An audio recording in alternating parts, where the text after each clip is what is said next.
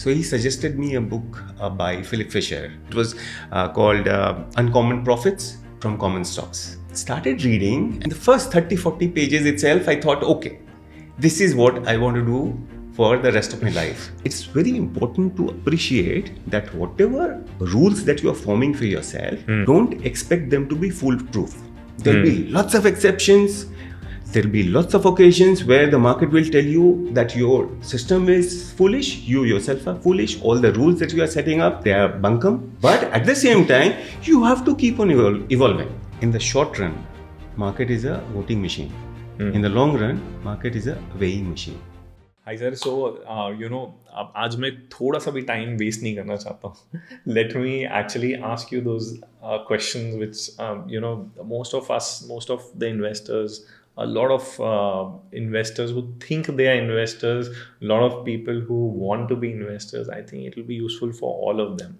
So let's deep dive into, first of all, just trying to understand very briefly how you started into this and you wanted to become a portfolio manager, or it just so happened that you got into it. कैसे हुआ ये exactly?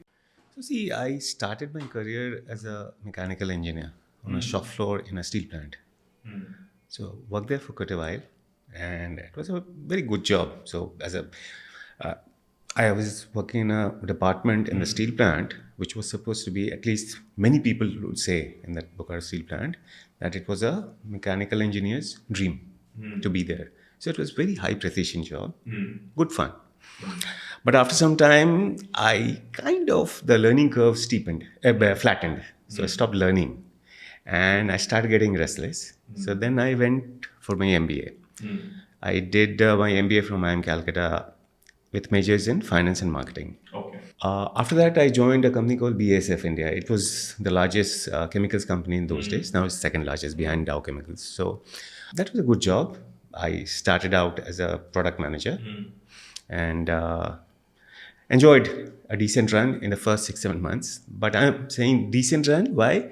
Because after 6-7 months, I started feeling like there was something missing. And I started feeling that somehow I was more hooked on to reading up stories on business, reading and spending more time on every day on Economic Times and Business Standard. And they used to have very interesting supplements, both of them. Some weekly supplements, some daily supplements on stock markets. Achha. So I started getting attracted by those. And then a senior of mine from AMCAL, he suggested me a book. I asked him, obviously, he was working in this industry. So he suggested me a book by Philip Fisher. In those days, I didn't know who Phil Fisher was. So he said, okay, forget about it, who the author is, just buy this book. It was called Uncommon Profits from Common Stocks. So started reading, and then in the first 30-40 pages itself, I thought, okay, this is what I want to do for the rest of my life.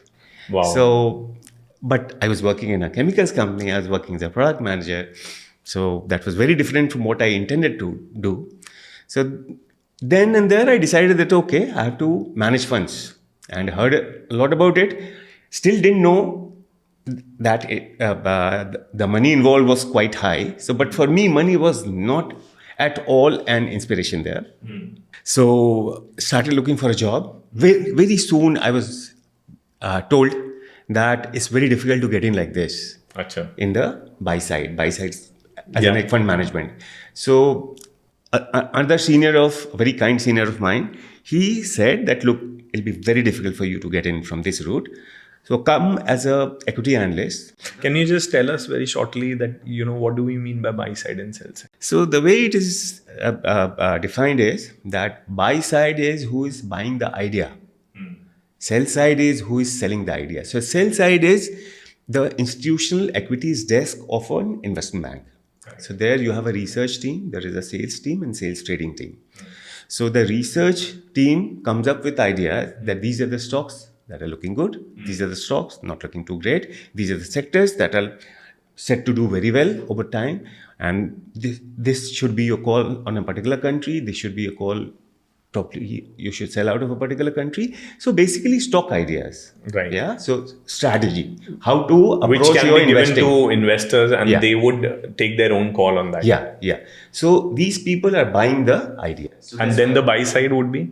The buy side are the people who are buying this idea, means mutual funds, hedge funds, even private equity funds who are investing in public markets, sovereign wealth funds, Right. or pension funds. Right.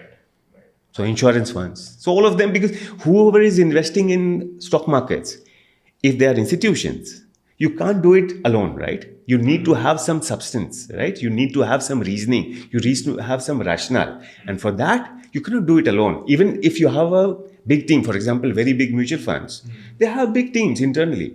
But even they rely on the sell side, the institutional equities research analysts. Right. So Absolutely. but these are the people who are running the show, the so-called buy-side people. Right. These are the people, so PMS, AIF, mutual funds, all of them. They are the ones who are managing the money. Managing the money, who are investing. Correct. But they are investing through these desks because they don't have a stock exchange license, right? They don't have that brokerage arm. Right. So they have to get hold of some broker who can do the trade for them. And that is where this institutional equities desk comes in. Right. And along with the brokerage arm, these people also have the research departments. So this had started in the US, obviously, because they are at the forefront, they have been, of capitalism. So this had been started in 1970s. So the first, amongst the first ones was Morgan Stanley. Right. 1975, I think. Correct. So it seems, the way you were talking is that you have actually taken the effort to find what you wanted to do in life. Would you say that is true? I would say rather than making an effort, I used to think a lot. I'm an introvert. So I think a lot and I read a lot. So in a way, I'm talking to myself. So it was not like that today I'm going to write it down that, okay, what do I want to do in life? Over a period, I started realizing what kind of a human being I am. What do I like? What do I not like? What would be good? What would make me happy? What would disappoint me?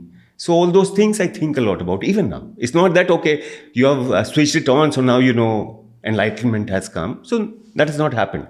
But yeah, I think a lot. So in that sense, I know about myself. So I know my limitations. I know my strong points. Sir, I wanted to understand money को लेके, money को पाने के लिए, what is your thought process? कि हमने से बहुत सारे लोग, money orientation के साथ अपना काम पकड़ते हैं. I just wanted to understand from you as well, is this money orientation in any way helpful? Is this something we should even do, or get into stuff which you like and then try to improve on that and ace on that rather than actually running behind money? What do you think? क्या करना चाहिए? See, I'll not say that this is right and this is wrong, and I'll not even say कि सबके लिए ये चीज़ अच्छी है, सबके. It is not like we should speak truth, right? Or sun rises in the east. So उस तरह का यहाँ पे strong point होना नहीं चाहिए, strong view होना भी नहीं चाहिए. But I'll tell you what I think and how I live my life. मुझे लगता है कि money is like happiness. If you chase it, it eludes you. Do what you like, do what you are good at, do what makes you get out of the bed in the morning, and do it well. Repeat. Try to expand your horizon. Try to upgrade yourself. पैसा पीछे से आता है. Right. So happiness को भी अगर आज से मैं happy होऊंगा, नहीं होता वैसा. Happiness comes from within. You don't need to chase it. Similarly, इसमें भी. और if you are lucky, you also have to give that to luck also. If you are lucky, आप ऐसा काम कर रहे हो जहाँ पे कुछ अच्छा प्रॉब्लम सॉल्व कर रहे हो सोसाइटी के लिए, आप ऐसा काम कर रहे हो जहाँ पे यू आर रियली गुड, आप ऐसा काम कर रहे हो जहाँ पे लोग पे करने को तैयार हों, ये सब मिल जाए, then you are lucky, right? इतना पैसा बनेगा कि लोग काउंट नहीं कर पाएंगे. सो और people who are starting out, probably they do not realize, at least in 25-30 years ago, it was not the case. Many people would say कि नहीं मुझे पहला पैरामीटर क्या होता है, salary क्या होती है. But I guess I know many people now, many youngsters who are not really chasing money in the beginning of their careers. हमारे समय में actually in the campus interviews, I would not remember too many people who would say कि forget about the money. That was the first and only criteria at times. But having said that, no, there were some firms जहाँ पे सबको पता था कि नहीं उसमें तो जाना है मुझे. But वहाँ पे भी the sub part of the subplot would be कि if there is a JM Morgan Stanley or if there is a Merrill Lynch or if there is a McKinsey, I don't need to ask the salary. उसकी salary रहेगी. So तो वहाँ पे क्या है कि although I am not talking about the money part but inherently I am chasing money there also. So when you are not chasing money then you should have the guts to take a pay cut. If you got something that you like, right, then you should have the ability to say I don't care what the salary is. Is it got to do with the where what kind of a country we used to be as well, and our economic levels? Very good point. I don't think US and India are basically 100 years. US was 100 years ahead of India, right? And I think from an education perspective also, we got our education from British. They wanted to create an blue collar, white collar jobs, and that is how they groomed the entire public as well. So I think from that perspective also, people were thinking for a job.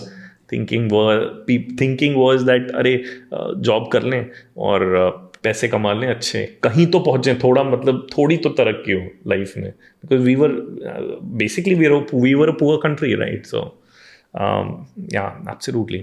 So sir, just getting straight away into investing, I wanted to understand from you that मैं कभी कभी बहुत सोचता हूँ, because I'm normally into bottom up sort of a research. मैं काफ़ी बार ऐसे सोचता हूँ कि टॉप टू बॉटम जो रिसर्च होती है, जो एक अंडरस्टैंडिंग होती है, उसकी मेथडोलॉजी क्या होनी चाहिए.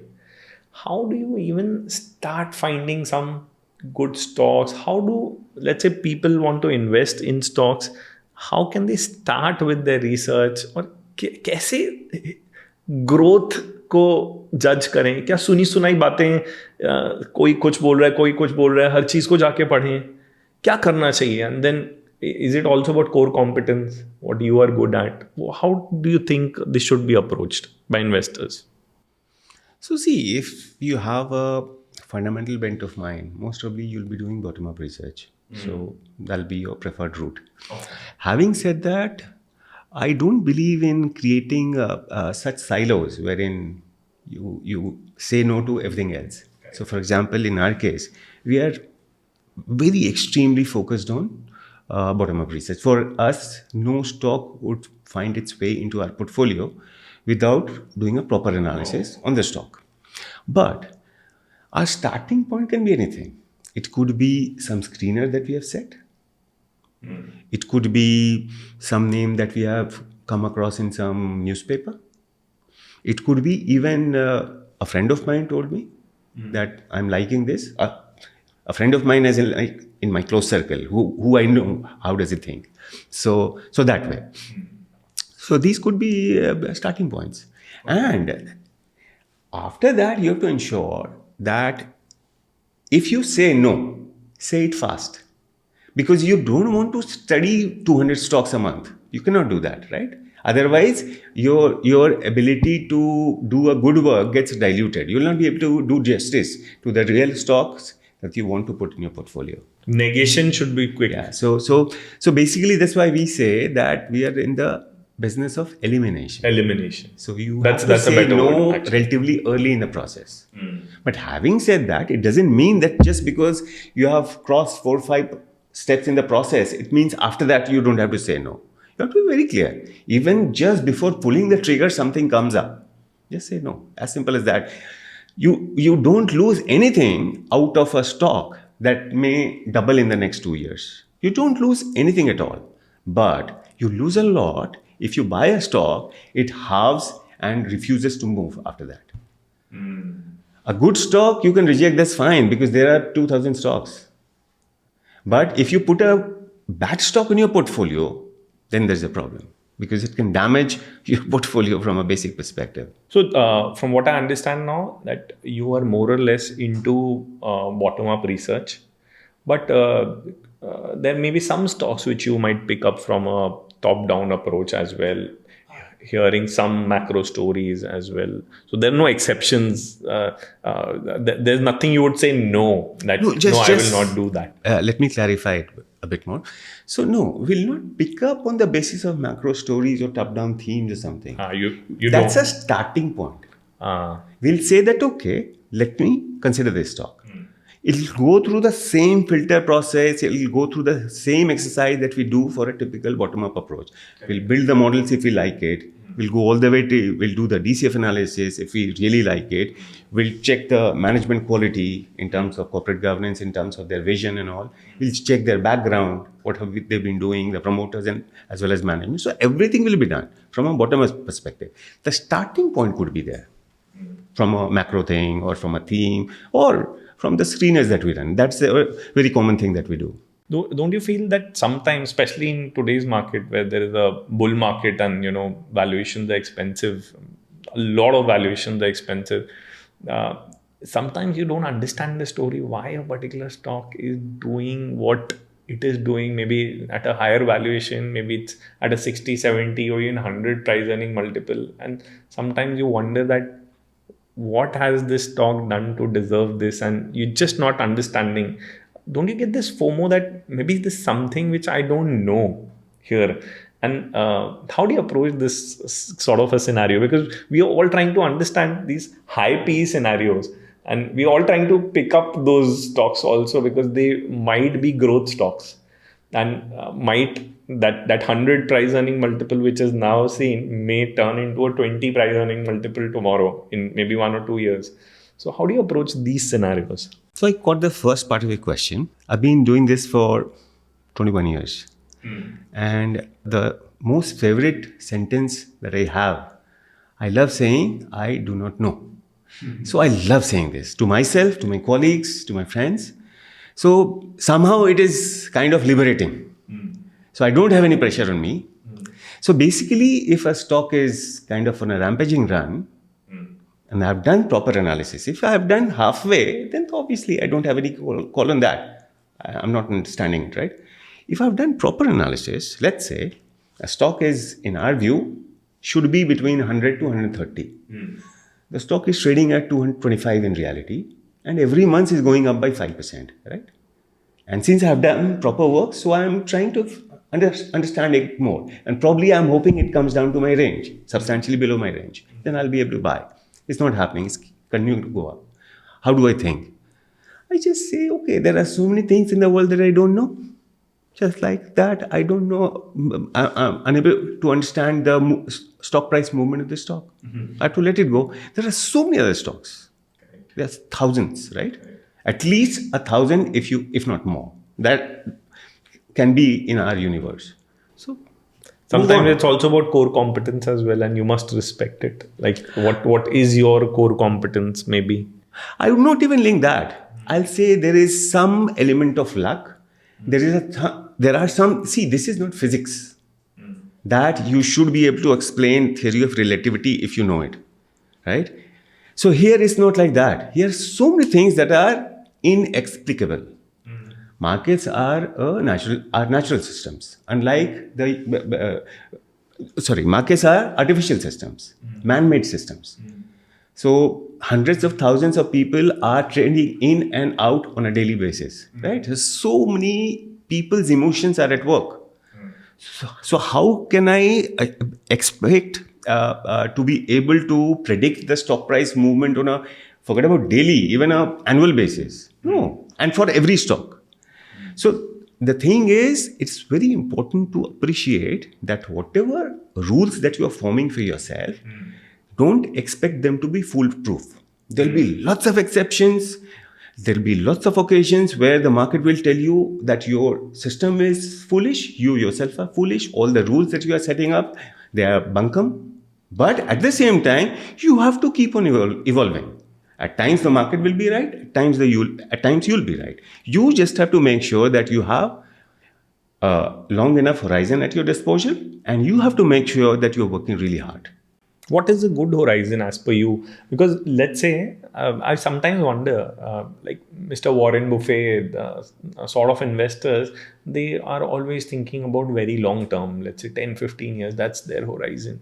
But a lot of investors, like let's say even I would call myself a medium term investor, maybe 1 year to 3 years sort of a space where I don't know what to call it. Some people may call it swing trading. Some people may call it genuine investing. But irrespective of that, what as per you is a decent enough horizon for any person to make a decent analysis, not to overdo it, and at the same time not to underdo it as well? This again, as so many things in the market, is subjective. So for you, maybe 1 to 3 years. For someone else, it could be 10 years. For someone else, it could be 4 months. When I was in Morgan Stanley, I still remember, and these were 15 years ago, proper long-only funds, long-only as in like who don't short, who don't use derivatives. Right. Some of the largest funds known for their fundamental research, some of the fund managers would say, I am buying this for a real long-term horizon. I said, wow, that's interesting. And when I was relatively new, he said, I'm buying it for 1 month. Half jokingly, but only half jokingly. He was also serious. Because this is how the horizon can be depending on what your investor base is. Because you're not working in a vacuum, right? So you have so many stakeholders. So you will, of course, try your stakeholders to align with you, your mindset, but at the same time, you also have to try and take the step forward to ensure that everyone is kind of aligned. If your investors are having a 15 days horizon and you're saying I'm a Warren Buffett kind of investor, there's a big problem, right? Big problem. So that's the thing. Now, coming back to your question, more direct answer. In our case, we work with at least 2-3 years. So we have two approaches. We say for example, the multi-cap portfolio that we run, we say that at least 2 years should be the time horizon. In the mid-cap and small-cap portfolio, we say at least 3 years. Having said that, it doesn't mean that every stock that I'm buying will stay for 3 years. So we are relatively active. Generally, when we buy a stock, of course, it's for 5 years. But if I find some reason, then I'm ruthless. I'll tell you why I asked you this question. Because I understand that you are running a PMS, and while you may tell your investors that, see, look, we have a long-term horizon, and but this is a comparative world, and you got to be competitive at the same time. Maybe there is a 6-month period, there's a 1-year period where you see others have performed sometimes really well, and maybe you have not performed very well at the same time. And there'll be questions asked, that it's obviously going to be there. So while you say 3 years, but how do you look at the immediate performance as well? What I'm saying is, are you ready to compromise a little bit on the immediate future? Maybe let's say that वो result हो सकता है इस बार थोड़े से week आए, but क्या आप फिर भी जाके उसको खरीदेंगे जस्ट बिकॉज आपको ऐसा लग रहा है कि वो 1-1.5 साल में वो स्टोरी तो वर्कआउट करेगी बहुत अच्छी, तो खरीदते हैं, इतना नहीं सोचते हैं, इतना टाइम नहीं करते मार्केट को? इस सिचुएशन को कैसे अप्रोच करते हैं? So see, being an entrepreneur, so when I decided to set up my own fund, this was the idea. This was the reason why I thought it has to be done under my roof only. What? The risk management practices I'll do in line with what my risk assessment is. The philosophy, process and style I'll set up with my experience, with my conversations with people who I know and who are like-minded. So इसमें I have never had any issue ये वाला कि जैसे कुछ philosophy का part है, they are non-negotiable. उसका एक part ये है, for me this is not a competitive game. So मैं तो दूसरों को दिखता ही नहीं. I just don't care. मेरे लिए एक चीज़ है जिससे मैं अपने आप को कंपेयर करता हूँ, बेंचमार्क. वो मैं करता हूँ. But there also I am perfectly fine to underperform the benchmark. एक तो स्टेप हुआ कि let's say my benchmark has done पिछले साल, लेट्स से अगर कहीं पे कि बेंचमार्क ने दिया 15%, लेट्स से फॉर एग्जांपल किसी साल मैं 15 से 2% नीचे करता हूँ, लेट्स अश्यूम, ठीक है, तो मेरा 13% हो रहा है. I'll be perfectly fine with that. As long as I am sure about the portfolio. Because I am very diligent about analyzing my portfolio on a regular basis. And I'll tell you about that also. तो एक तो ये तरीका है. तो यहाँ पे तो फिर भी है 13% बनेगा, राइट? 15% अगर मार्केट ने दिया, मैंने 13 किया, I'm still okay. Am I comfortable with a situation wherein market is doing 5 and I'm doing -2? Even here, the gap is not very high. 7% is okay, manageable. But now, in absolute terms, you are causing capital erosion, right? 100 has become 98. Are you okay with that? Yes, I'm okay with that also. Having said that, there has to be a line. It can't be 170 हो गया और आप बैठे हुए हो, है ना? लेकिन वो इसलिए हमारे सिस्टम में आता नहीं है, because we are very rigorous in our approach. So on a weekly basis, we try to attack our own thesis. We try to disprove our own stock thesis. We pick up a stock as a team and then say, why is this stock worth selling now, today? So let's build that case. And we write it down and then we discuss. यही हम लोग करते रहते हैं. For us, this is what analysis is. We are not on the lookout for the next multi-bagger. ऐसा क्यों होना चाहिए? लेकिन I was just wondering, let's say आप बेंचमार्क को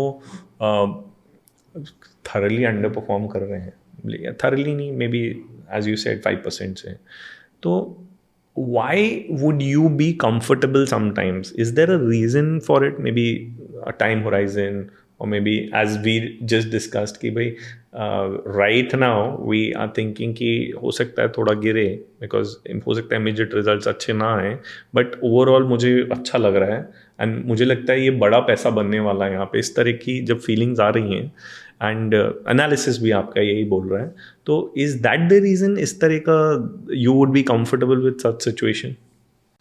See, एक चीज़ बोलते हैं कि in the short run market is a voting machine. In the long run, market is a weighing machine.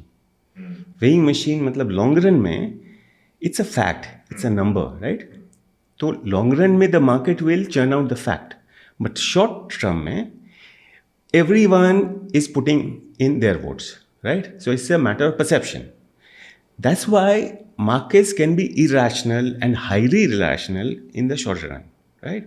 So let's say you have identified a stock, you have bought a stock. Let's say today it's 100, you have bought it and you are expecting it to go up to 300 rupees over the next 4 years, right? Now the stock goes down to 80. What do? I'm not selling. Unless I get a feeling that 80 will go to 50 before going up to 300. But how do I get that kind of confidence? At times I can get. But here also, another part of philosophy that I was talking about, strong part of our philosophy is that we do not look at point forecast. We look at things probabilistically. So we look at range forecast. So whenever we do a forecast, we don't say that, okay, the 100 will become 300 in simplistic terms. We'll say there's a 60% probability it'll go up to 350. There's a 20% probability that it'll go down to 70 rupees. And there is a 15% probability it'll go up to 600. That's how we derive our rough fair value. Now, here, what are we saying? That as in like in the shorter term, it can go down to 80, it can go down to 50. If I get that confidence that yes, I can say with 80% probability that is going down to 50 rupees, I'm going to sell it. But unless I get that confidence, I'll hold on because I know that the market can be irrational. And I've seen that enough times in my 21-year experience. So that's the thing that gives me confidence. Only thing is, my assumptions should not be aggressive. My model, my understanding of the business or on the basis of which I've created the model, those things have to be impeccable. And that's why I'm saying we are challenging our established notion on a weekly basis. So that's the thing. So 2 things worth keeping in mind. As long as you have done the hard work and you're doing it on a continuous basis, you are taking incremental information, putting it in, and then seeing how's your model working, how's your call working. And secondly, you need to have that behavioral part also in your mind. You should not be looking at your neighbor's returns, your cousin's returns, right? So Vipul, काफी बार actually देखते हैं हम लोग कि we have invested in a particular stock, it was doing well, and all of a sudden there are one or two bad quarters which come, and normally we think that this should do well, but जैसे ऐसे quarterly results आते हैं, and we kind of start doubting our own thesis sometimes कि whether इस stock को रखना है कि नहीं रखना है, एग्जिट कर जाएं, क्या करें. तो how do you approach this sort of a scenario? Because in let's say 1 year 2 year you have a vision that this will do well, but अभी results खराब आने लगे हैं, and maybe you're starting to doubt your own thesis. What do you do exactly? So see, our process is fixated on figuring out what the fair value of a stock is, what's the range of the fair value, right? So at every end, as I said, we work continuously to see if our thesis holds at any point in time, and especially around the quarterly results, because this is one part of the quarter where you get a lot of data, incremental data, something new that you learn also about the company, the model, and whether the company and its management have been able to deliver, right? So every quarter is, in that sense, a big thing for you to check if your thesis is getting validated by what the company is doing, right? Now, in every quarterly results, from our perspective, there are two sides. One, just the quarterly result, what has happened. So that once you plug it in, the change, the new numbers, then your fair estimate does get changed, right? But it's a very minor change, because in the broader scheme of things, one quarter is a very small speck. But the bigger thing that you also try to figure out is that what kind of changes the quarterly numbers are forcing you to make in your model, in your assumptions, right? So if something has happened, if the numbers were not too great, but they were all very temporary kind of reason, right? You knew that, okay, it was a reason that I can understand and a reason that will go away, or maybe already started to move away. What is the time frame in which, I understand you're talking about permanence or temporary scenarios, sales गिर रहा है, whether it's temporary, margin गिर रहे हैं, whether it's temporary or not, but what is the time frame? Let's say you are saying that the next 2-3 quarters are gone. In some scenarios 2-3 quarters are gone due to certain specific reasons. Maybe there's a supplier issue, there is this particular issue, and then you face a dilemma where, let's say I have only something like a 2-3% loss in this, let's say 5% loss in this, and I actually have the opportunity that I may bunk this stock right now, exit out of this and get into another stock which might give me much better. There's a tailwind in that particular stock while this stock is facing the headwind. What do you do in this sort of a scenario? So see, again, it's a very situation specific thing that you'll do. So for example, let's say the situation is not a good reverse for this particular stock, which has come out with bad set of numbers for the quarterlies, right? So let's say it happens that over the next 3 quarters, it may not be too big a change, but in your model, and you make those changes. So you adjust your assumptions for those 3 quarters. But as per your assessment and your understanding, 2 years down the line is going to be an explosion. Revenue, margin, return ratios, everything. Capex is coming down. So many things are happening. And you are ascribing a decent probability to that scenario playing out. But the bottom line is that your fair value is still substantially higher than the stock price as it is now. Correct. You may not want to change. Then there is another question, and that may not be dependent on this particular situation, wherein there is another attractive stock, right? Now, it can come up whether the quarterly result was good or bad, right? You always, if you come across something interesting, you see, okay, what's the upside here? What's the upside here? Both the stocks, you try to estimate the fair value, see the upside. Then you try to see the margin of safety. Then you try to test your assumptions, how confident you are. Then you build the scenario analysis. And that's how you decide. Is it also, but is it something about the time in which this is happening? Let's say in this particular case, you have to wait for 2-3 quarters. Maybe it will bounce back. But right now, this particular stock is ripe. And let's say right now, this particular stock can give you think that it may really do well, maybe in the next quarter itself, this quarter itself. Then there comes that, because we all are facing this as investors, right? Yeah. That whether to exit this, because you start thinking whether I'm over trading sometimes, over analyzing, not staying patient in your portfolio. But let's say we are thinking very rationally, patiently, then what is the right thing to do? Is it still, once you know that this stock might not bounce back for 2-3 quarters, and then you have an opportunity, is it really worthwhile to lose that opportunity of a 40-50% upside for maybe 5% loss, which is right now sitting in that particular portfolio, in that particular stock? Yeah. So that is another question that we can discuss. Like at the time of selling, if it's 5% loss, whatever. Yeah. But what I wanted to highlight here is that it's very important to know our limitations in our system, because we can't be Messi and Paolo Maldini both, right? Either you are a defender or a goalkeeper, or you are a forward, right? You are a scorer. A midfielder probably can do both the things, but he's just mediocre in both the areas, right? A midfielder cannot be a very good scorer in football. I'm talking about football, right? So basically, from our perspective, this question is relatively easy. Okay. We know that we are unable to predict a stock's movement in the next 2 months, 3 months, 6 months, even 1 year. We don't know. There's no way. If we are doing that, then the punter inside us is trying to take the center stage. And we don't let him raise his head too often, right? So we have to act consciously that, Mr. Punter, stay in your hole, stay there.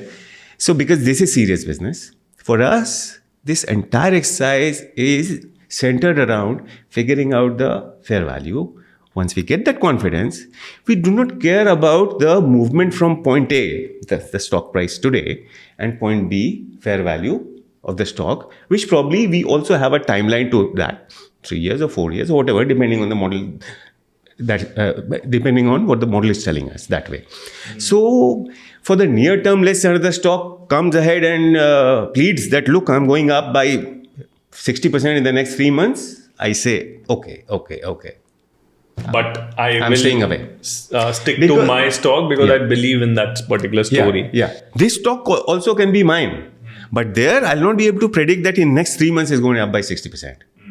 So there also I can buy that stock. But if I have that confidence... But there's always the shortage of funds, right? Which is... Yeah, exactly. So something has to go there. And yes. I can still sell. But I'll never sell on the hope that there's another stock that's going up by 60% in the next 3 months. Because that is not my capability. I think would you say the trick is to know that you cannot be 100% certain about anything? It's very important. So basically we have to embrace uncertainty, because ultimately we are talking about future. When we are investing, we are taking a call on the future. But who has seen the future? We have to appreciate that future is uncertain. So we have to find a way out. So we have to try to fit the solution. We have to try to find the best solution. That's it. And that's why it's very important to think in probabilistic terms. Yes. So what you're saying is always form a portfolio, number one. And number two, don't think of individualistic returns, but look at a portfolio level of return. Sometimes, sir, people ask me that...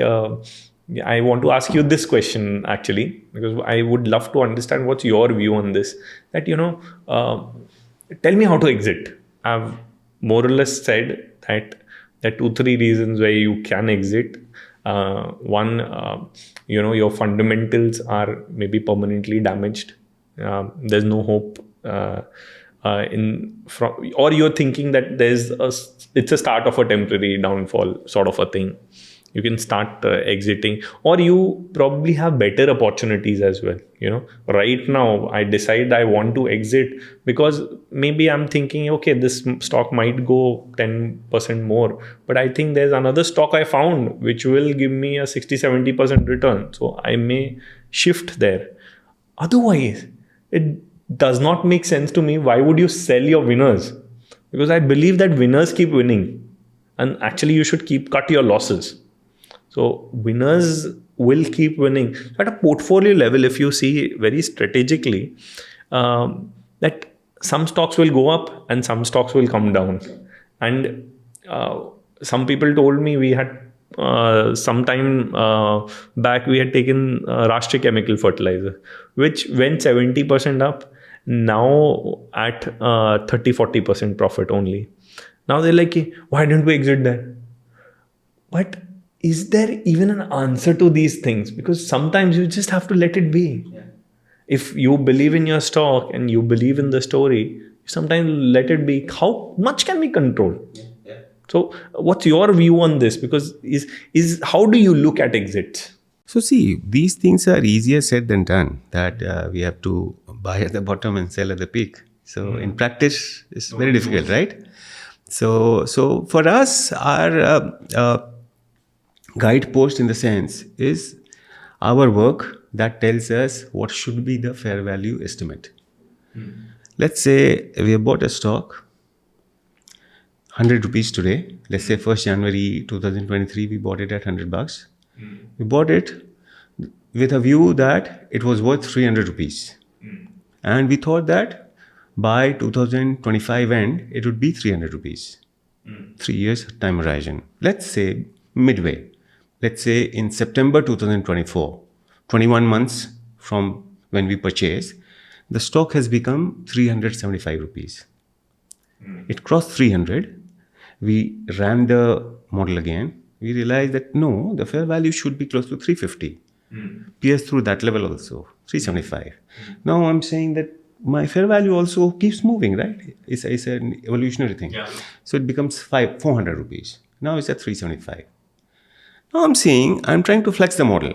What's the bull case? Let's say if all good things happen, what is the fair value? That takes me to 450, right? So even in the bull case now, it's giving me something like 20% upside. In the base case, it's about 8% upside, 375 to 400, right? Then for me, it's time to sell. I will not hold it just because it has served me so well. So I have to be very clear. I'm not getting married to a stock. Correct. I don't have any emotional attachment there. I'm buying it because it has to make money for me. And if I think that the purpose, the price objective has been achieved, even after 2 iterations. Initially, I had thought it to be worth 300. It became 350. Now it's 400. Even then, it's not leaving much on the table. I'll take out my money. Then second one, obviously, as you said, I see some better opportunity. I'll do that. One more area where we do that is, let's say I did a mistake. $100 I bought, assuming that the fair value is 300. The stock has gone down to 70 rupees. I'm perfectly fine with that. But now whenever I am doing my model, running my model, now I'm realizing 9 months down the line, right? I bought this on, if you remember, 1st January 2023 in this example. Let's say 1st September 2023, I'm running the model, and for some time I've been doing this, and every time my fair value estimate instead of $300 is now down to $90, right? So even from 70 rupees, the upside is just about 30%. What do I do now? I say, okay, it was a mistake. I'm a human being. I'm closing it. And I don't have any a stigma attached to it that, okay, I am selling in loss and all that. Forget about it. That's the part of our behavioral framework. For us, sunk cost is to be treated as sunk cost. So it's not that just because I bought at 100, I cannot sell at 99. I have to take a fresh call every day. And whenever I see that, no, the upside is gone, forget, whether it's 98 or 298, I'll sell if I see the future is not too rosy. Even if there is a loss, can you curtail it now? Sorry? Like whatever is left, can you curtail it now? Yeah, because I am basically? taking a fresh call. I have to look at prospectively, not retrospectively. Rear view mirror should not be looked at in investing, right? So that's the point. And one more area probably at times we do that the call was perfectly fine. But because of some industry level developments, maybe the government changed some rules, as you were talking about some company wherein Yes, the import yes. duties were changed, and right. So those things, if they change, you can't do anything about it. If because of those changes, your fair value estimate as derived by your model has gone down dramatically, there's no upside left, you might as well close it. Right. So these are the areas where A, your price objective has been achieved. B, you had done a mistake, admit and walk away. 3, something has changed in the industry dynamics have changed, something of that sort. One more, the one that you said, that you find something more interesting. That's You have to reallocate capital. right. So, but at a portfolio level, let's say that sometimes it really becomes impossible to assess that how much the stock is going to go up. What would you advise some of the investors that is this thesis right? Like winners also keep winning, and sometimes we have to let the portfolio be. Because which, like this example which I gave, Rashtriya Chemical Fertilizers went up to 70-80%, then came back to 50%. So can you even time it so well? Because if we would have known that it's Obviously, not going to do well, yeah. we would have sold, Yeah, right? yeah. But the fact is nobody knows. Exactly. Nobody knows. So then at a portfolio level, you should see the return and not individualistic level. Is that the right way to look at? No, I would not returns as absolutely agree with this. Okay. I would say definitely we should look at the portfolio, right? But you also have to ensure that all the stocks are doing what they are there for. Because that's the portfolio Core of the consists portfolio. of the stocks, Yeah, right? yeah. Absolutely. So I agree with you that why didn't you sell at 70? Why are you selling at 40? Or maybe if you're not selling, why didn't we sell at? So these things are not doable, right? So that's where the time horizon comes into the play. So see, that 70 was not final, right? It was one point in time. This 40 also is not final.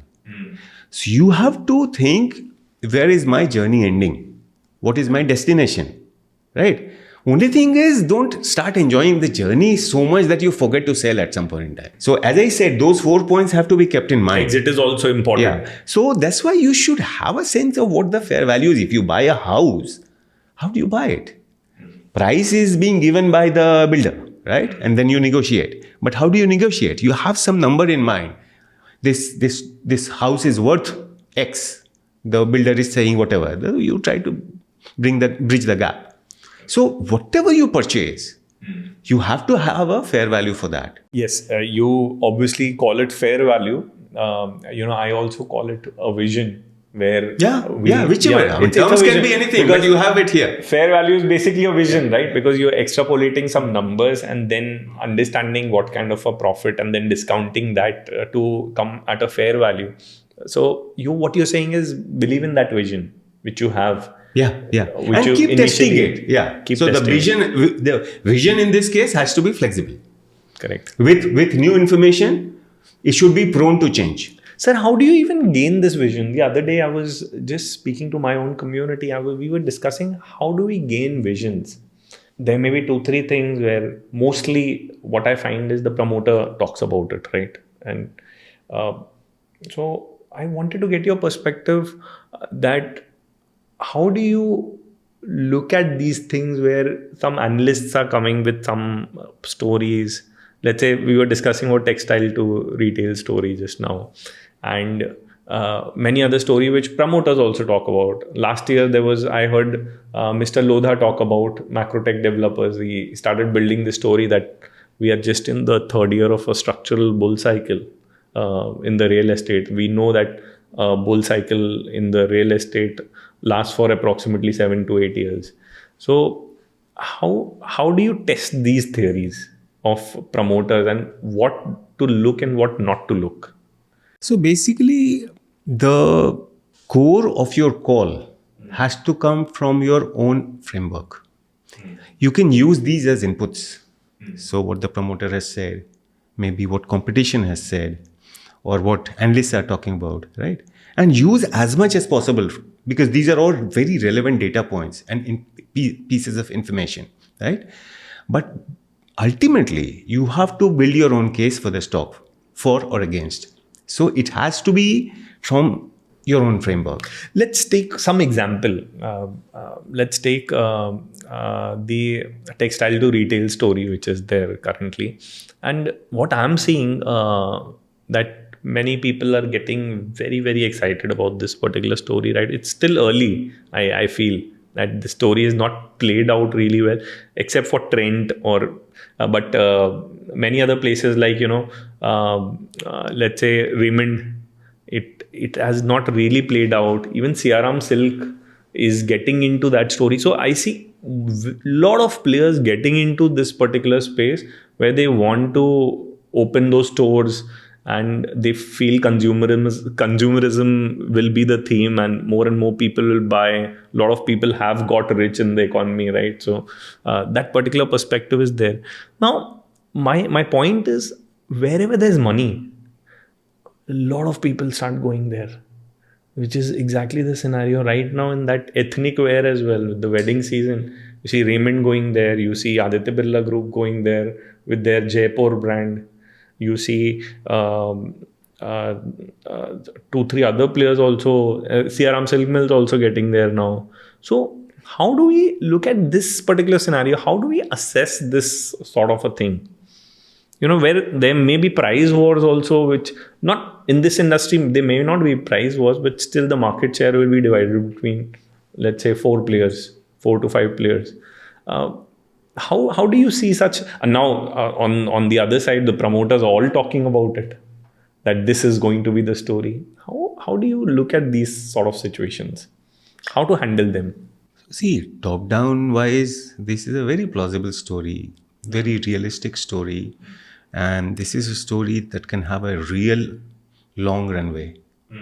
25, 30 years, this thing can continue, and where the slope can further steepen, slope of growth for this market. Okay.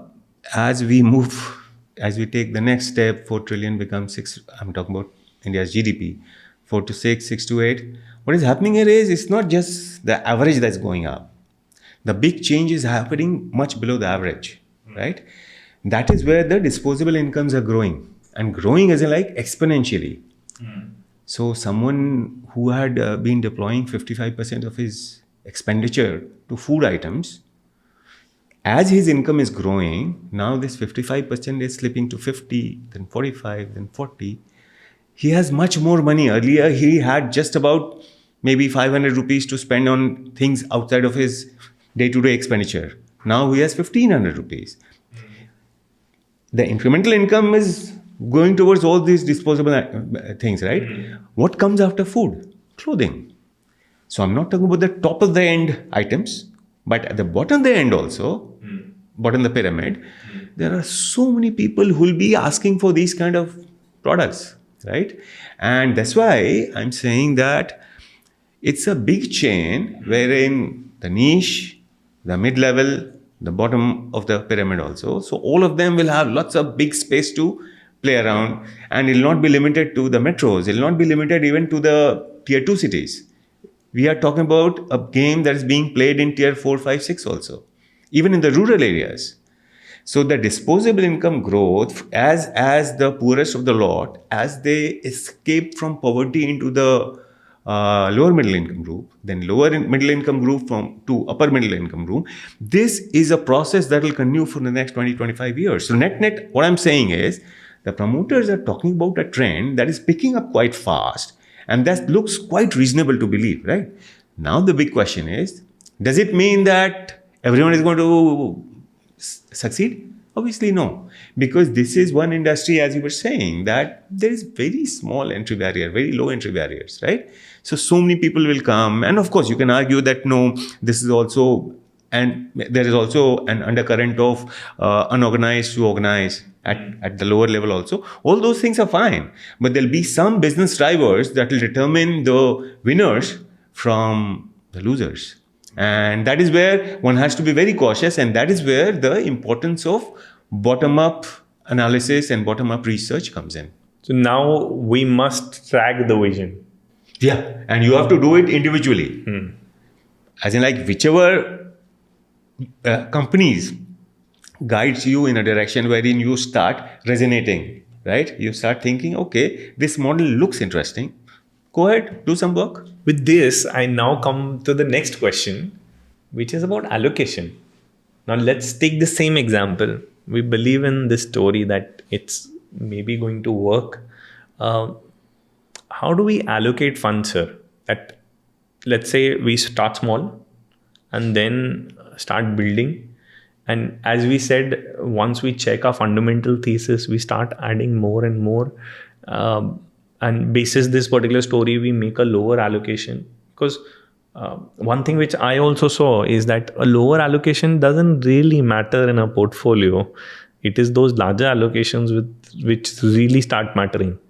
And let's say 2-3% allocation in a particular stock is workable. And it is, even if it is volatile, it may not create a very, very significant impact. So should we start small and then build on to that conviction and then keep adding? Is that a better strategy to follow? What do you think? Like, should we take a larger allocation or should we take a smaller bet in these sort of scenario? Because most of the real winners, which will really give you a great return, will be the undiscovered stories, right? Which are not yet proven. If the fundamentals prove it, there's nothing to see. Then the price already reaches where it was supposed to reach. So this I'm also drawing parallels with last year where we identified Lodha, for example, where Lodha post that has given around 150% return. So I was able to identify that particular piece early. But in this particular case, now we are at the same place. That was a structural bull cycle which was expected. Now it is a structural upcycle which we are expecting in the retail textile to retail industry. Situations are quite similar. So what do you think should be our allocation strategy now? This is a very, very important question now. So allocation is something which I would like to know from you. Yeah. But again, these things can differ for fund managers. Everyone can have their own style. I'll tell you what we do. As I said, behavioral finance plays a central role in our systems, decision making, buying, selling, holding. So when you were saying this, that should we start small and then add, we purposely avoid doing this. There's a very strong cognitive bias called endowment bias that all of us are afflicted by at various points in time, especially in investing. What happens is, the moment you buy a stock in your portfolio, knowingly or unknowingly, you start falling in love. No, in fact, you don't start. You have already fallen in love. You start liking it. Now, automatically, you start looking for data that confirms your call. So this is another one, confirmatory bias. So basically, all the negative things probably you'll discard. Add 2% more. You started with 2, add 2 more. Now you have 4. Then you'll not even like to look at those negative evidence. So that's the thing. So that's why what we do is, once we have done our research, once we have done our portfolio construction process, once we have passed it through that process, once we have decided on a number, okay, it deserves 3.5%, it deserves 8%, whatever it is, do it now. We don't wait. Because we have decided that as per the information that we have available now, on that basis, we have decided that it should be 8%. So means go ahead and buy it tomorrow, day after, whatever, logistically, whatever is possible, just do it. Whatever your broker says. Yeah. So if I allocate a very small portion, the problem is, even if I'm not feeling confident till yesterday, I was not feeling confident now. That's why I was not able to allocate 8. So I decided to allocate 2. The day I allocate 2, out of nowhere, I become very confident. Right?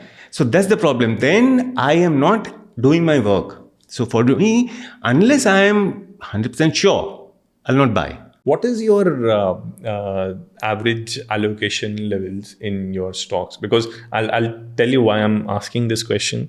Peter Lynch was asked, and he's narrated the story in his book as well, that, oh, you have invested in every stock in the world, in United States, also around the world. So he actually said, have you really looked at my portfolio? Where he said that, boss, yes, you were saying that I have invested in 1,000 stocks, but most of them, majority of them are actually for me tracking positions. Maybe it might sound large to you, but from my fund perspective, the size of my fund, it is a small tracking position which I maintain. I would not even, in some of them, I would not even like to call it a position. And overall, when actually he showed his portfolio, it was pretty concentrated from that perspective. So now we are talking about allocation and concentration. Do you think this sort of concentration is always required if you want to really win in the markets? And what kind of allocation you think must happen if there is a sizable amount of return you are expecting? It's a very subjective answer. So everyone can have. But the point, sir, is about diversification, right? Too much diversification, 40 stocks in a portfolio may always lead you to mediocrity. You pretty well then would have stayed in a FD sort of a scenario if you wanted mediocrity. People are coming to equity markets for returns. And if you are diversifying too much, then there is a surety of mediocrity, definitely. So just wanted to understand your perspective. This is in my mind as well. Sometimes I tend to overdo the allocation. Sometimes I tend to underdo the valuation. What is the balance? Again, it's a very, very subjective thing. Okay. What makes you go to bed peacefully in the night? That's what you'll do. You should not go by what some theory is telling you. आप क्या करते हैं? Average allocation, अच्छा allocation क्या होता है? हमारा, we keep between 15 and 25 stocks in our mid cap and small cap portfolio. In multi cap, we keep between 15 and 30 stocks. So that should tell you about the average allocation. So let's say about 23, 24 stocks are there. So we are talking about, on an average, about 4%, right? But at the peak, we cannot allocate at cost more than 10% to one stock. But on its own, if it goes up, we'll allow it to go till 15. After that, we'll cut. If because of price movement, we'll let it be till 15. As long as our models are in unison. As long as the models are saying that, yes, even now the upside is more than 100%. But even if the upside is more than 100%, let it be 300% upside, but we'll not allow it to overshoot beyond 15%. Right. In one stock. Right. So that is where we draw the line. That is the risk management aspect which you bring in then. In that. So whatever the temptation is, we'll not go cross that line. Even at the time of buying, we don't cross 10% at the time of cost. On cost. So, yeah. And at the same time, it's very rare that we'll keep less than 1.5% on any stock. Because if it's gone down to 1.5%, most probably it'll be culled out. It's a non-existent sort of a situation. And will not make a difference to your portfolio. Even if it goes up by 5 times, it gives me only 5% of the total portfolio. Correct. Just 5% performance. It's gone up by 500%. So that also is a consideration. Do you think allocation plays a very major role to how you allocate your stocks? Yeah, it does. It does a very important, because ultimately you may keep identifying multi-baggers, but if you are allocating 1% each, nothing happens to your portfolio. Yeah. And also, I think the problem with a very large allocation also, irrespective of, just let's ignore for a moment that, stock price may come down. It's your behavior as well, right? When you allocate a very large position, even a small 10-20% profit if that happens, suddenly may make you feel like exiting. Like it's made a large money and your portfolio also goes up drastically because there was a larger allocation to one particular stock and that really did well. And needless to say, if it goes down, then there is a major problem. So I think behavior wise also, that I think that sweet spot needs to be mentioned where allocation is very balanced. Although on that one, the fundamental part also comes into play. So for example, you have a fair value estimate of 300 rupees. The stock has gone up from 100 to 120. So it's okay. You're happy, but you know that more happiness awaits because it's... I'll tell you why I'm asking you this question. Because I've heard from few large investors where they would invest in, like, let's say 6 to 7 stocks only, but for long term. And what they are actually talking about is that the kind of wealth this model has potential to create, it doesn't exist anywhere, because long term and concentration is a deadly combination. And of course, it can go wrong as well, but then it's a deadly combination if it works out really well. What's your view on that? Of course, I understand that you are thinking like a portfolio manager. Let me put you in the shoes of an investor, individual investor. You must be having your own portfolio as well.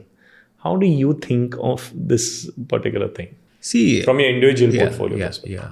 So as I said, I've been working in this industry for a long time. I've been trained in this field. I've experience. I read a lot. I think a lot. But I don't, and I'm a fundamental investor. So I research. So I still do the same thing that I used to do when I joined the industry. Of course, I was not an associate. I joined as an analyst, but still, same things. I work a lot with the Excel sheets. And that's how I get that confidence in a stock. But somehow I don't get that level of confidence that I can have just 6 or 7 stocks. As I said, we have to embrace uncertainty. But at the same time, we have to appreciate that ultimately we are talking about future, right? So, and future, so many scenarios can play out adversely against you. You won't have a control over that. And even if you turn out to be correct, as Keynes used to say, that markets can be irrational longer than you can be solvent. So eventually you might go right on all these 7 stocks. But if you go right 17 years from now, will you be able to hold it? No.